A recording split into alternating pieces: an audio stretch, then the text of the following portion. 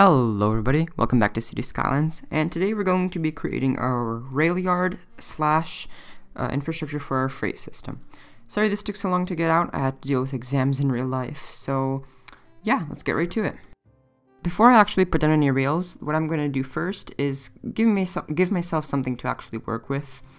I put down a road, extended it a little, and then I put down my first freight terminal, and this is really just a point of reference for me.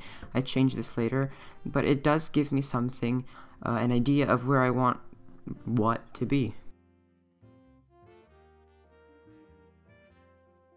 In this case, I'm using this freight terminal by Sunfork. It's really nice, go check it out. And then I connect it to my rail line. And you can see here the curve is very sharp, and that's why I change it later, because this is so unrealistic. If you're having a huge freight train come in, you want to have a nice gradual curve, not something like this. Now I get into the bulk of things. All I really do here is I place down a whole bunch of double tracks and single tracks.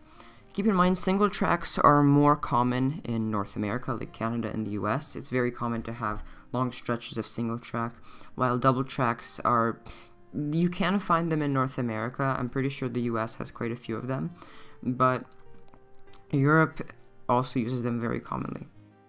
However, no big surprise, City Skylines prefers the vanilla tracks, which are the double tracks. These of course aren't vanilla, they're just kind of retextured. So if you are going to be making a rail yard just like me, make sure you have both double tracks and single tracks if you want. You don't actually need the single tracks. Single tracks are more of a preference.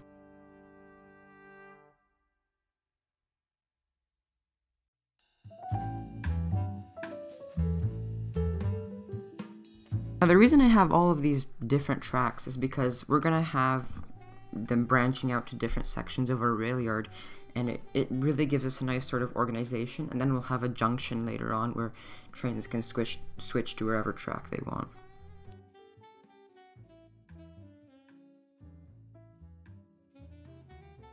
And this is what I mean. The first thing I do is create a sort of backbone for the rail yard. This will be the central part of the rail yard, and so that's why I designated this track first. And then I work with these other tracks. I take this one and I pull it forward and have it run straight by the station. This is because I like to make an outline of the rail yard first, just so I know the sort of size I want it to be. It's a nice reference, and from there you can sort of give the rail yard different sections. As you can see, I like to keep my curves pretty nice and even, and I also try to keep them nice and smooth, not sharp, like I said, because they should be as smooth as you can get them. However, in rail yards, like you can see right now, there are quite a variety of sharp angles because freight trains usually slow down, and that lets them take sharper angles. And quite often in a rail yard, you'll have shorter trains too, and you'll have a shunter moving cars around, so it's okay to have some sharp angles. Now, if you ever actually looked at a picture of a rail yard, or you've been to one, or if you've ever even seen one at all, you know exactly what I'm doing. I'm creating this sort of forked, sort of I don't remember what it's called, but it's basically it's an organization yard. You have usually each track leads to some sort of different sort of storage area for different types of cars. And they usually do split up like this, so there's more room and they can have more tracks.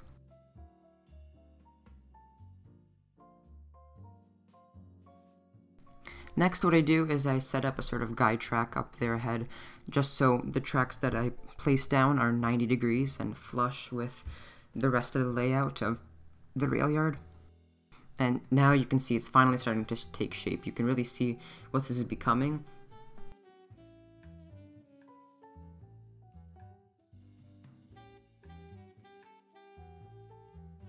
Sticking with the idea of smooth curves, I try to make them as smooth as possible, and I recommend you do that too, just because you don't want, usually if they're too sharp, you'll have cars just completely slipping off of the tracks, and it'll look really weird. But don't worry about that too much. I honestly doubt that your trains will use this part of the rail yard. For example, I shut off most of the sections of this part using Traffic Manager Present Edition. I just limited the vehicles that go there. Like I said, the vanilla game does prefer the double tracks, so that's what happened. I tried to troubleshoot it as much as possible, but I didn't want to waste too much time on it, and I just kind of gave up eventually. That part's done. I extended it, and now we're getting into this other part, which is just double tracks. It saves a whole bunch of time to just put this, but it's also pretty realistic. You do have sections where they usually go around this sort of sorting yard, if you look up any pictures, and it's just this big, like, long section of just a whole bunch of tracks. Nothing special about them. They usually don't really split up or connect with each other. It's just these stretches of track where they pile cars onto.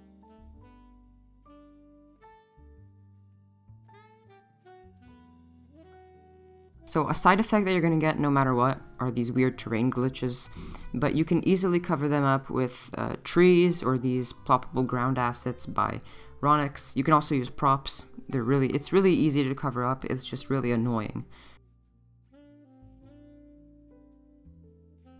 After I finish the main yard, the next thing I do is create an engine shed. These assets are again made by Avania. They're really nice, and they go with the sort of theme that I'm looking for. If you're going to be putting a whole bunch of tracks to the shed, then you will need to use Move It because the game refuses to put the tracks so close together.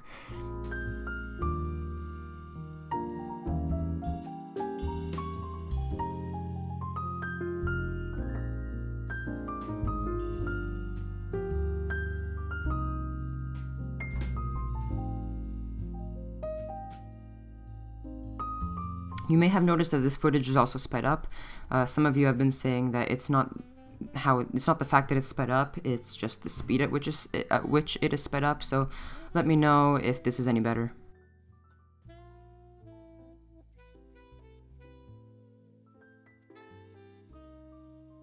You can see how much progress I made on the rail yard without actually showing it, and that's because it's so easy. It's really so simple. It just takes a whole lot of time. You just look at pictures, you get a really nice idea, and then you kind of just go with the flow of the rails. So I added to the engine shed by adding this roundhouse, again by Avania. I only added tracks to every other stall because otherwise it would just be a mess of nodes, and I'm pretty sure the game would break because it would be so glitchy.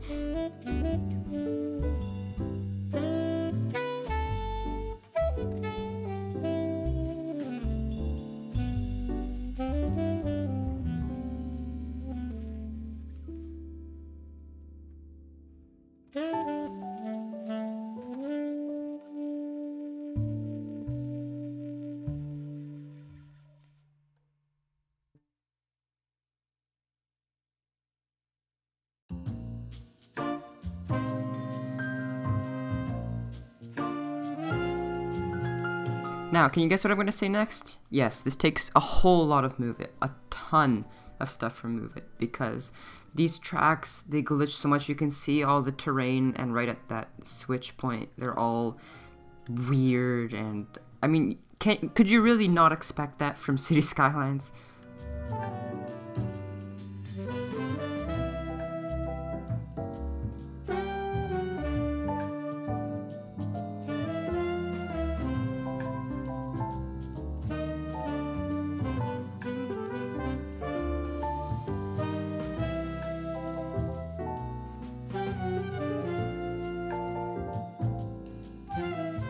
After that, I try to make the rail yard look a little bit nicer by using Surface Painter and just painting everything with gravel. It does look nicer, and it is more realistic because rail yards usually will have a ton of gravel, because not only is that what they use as the ballast for the tracks, but it's also a nice filler because then it kind of prevents plants or any trees from growing in between the tracks. If you come to a junction where the tracks form a sort of V, what I like to do is kind of create this crest that kind of connects the two tracks with the gravel. It looks a lot nicer and more realistic instead of just having this plain sharp track connection.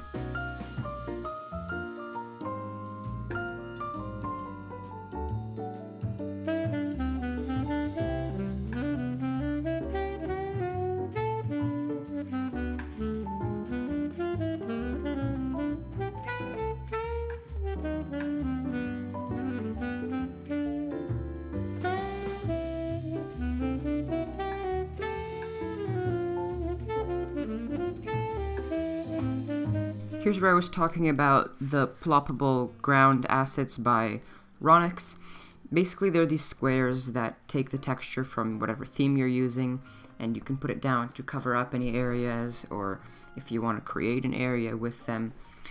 You will need to use Move It to move them down just a little bit. Press Alt, and I think it's by default page down to move them down by just a little bit, and it'll resolve any clipping that it has.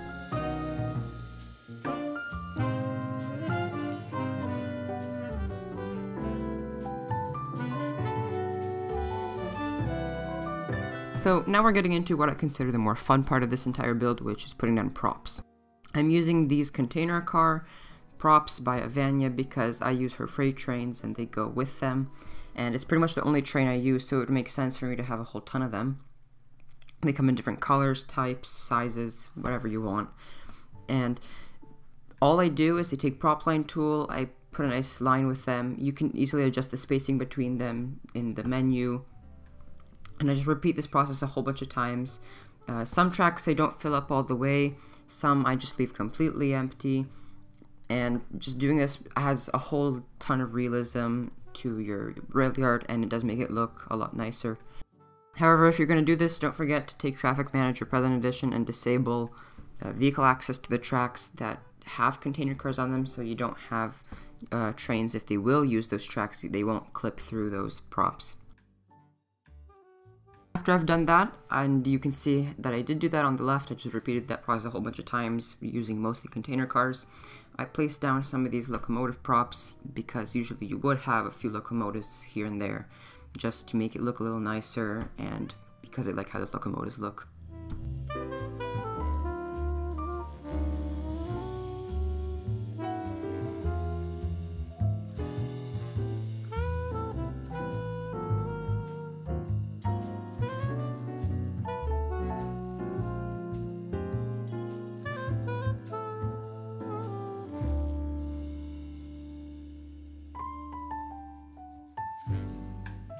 And that's all there is to it. Building rail yards is pretty simple. It's really time consuming and you have to put a lot of time into it. If you guys like this episode, let me know by leaving a comment and leaving a like. I do read all the comments and I try to take into consideration what's bothering you guys or maybe what you like about the videos. Also subscribe if you want more of these videos. I do try to post weekly. And yeah, see you next time.